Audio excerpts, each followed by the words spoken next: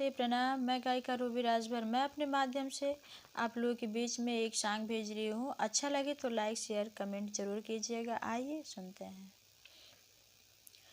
लाल लाल ओठवा से बरसे लाल लैया हो कि रस चुएला, जैसे अमवा के मोजरा से रस चुएला हो कि रस चुएला। लागे वाली बातिया ना बोला मोरे राजा हो करे जा छुएला। लागे वाली बातिया ना बोला मोरे राजा हो करे जा छुएला।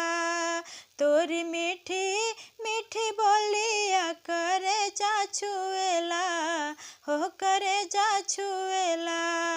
तोरी मीठी मीठी बोलिया करे जा छुएला हो करे जा छुएला।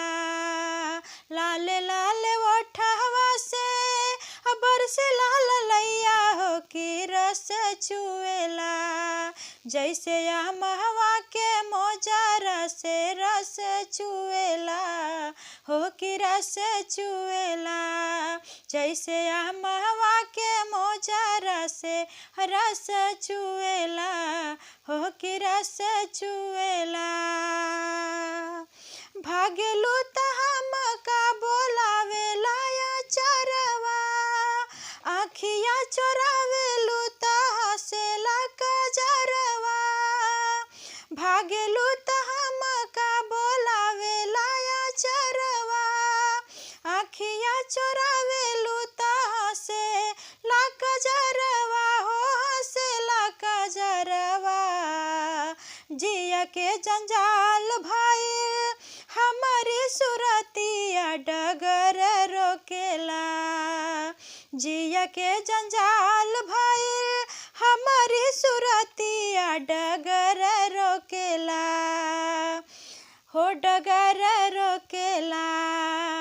जैसे अमवा के मोजरा से रस चुएला हो कि रस चुएला। जैसे अमवा के मोजरा से रस चुएला हो कि रस चुएला। घूमी घूमी देखा तारे काहे मोरे चलवा, तनिक छहाइला घमाई जाई गलवा।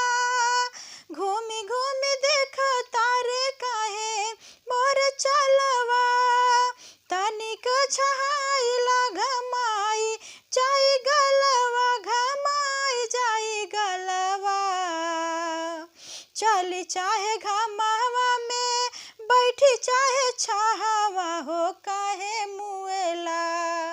चली चाहे घमावा हो बैठी चाहे छहावा हो काहे मुएला। गोर गलवा के पीछे केहू काहे मुएला हो कि काहे मुएला। जैसे अमवा के मोजरा से रस चुएला हो कि रस चुएला। लाल लाल ओठवा से बरसे लाल लैया हो कि रस चुएला। लाल लाल ओठवा से बरसे लाल लैया हो कि रस चुएला। जैसे अमवा के मोजरा से रस चुएला हो कि रस चुएला। जैसे अमवा के मोजरा से रस चुएला हो कि रस चुएला। Thank you.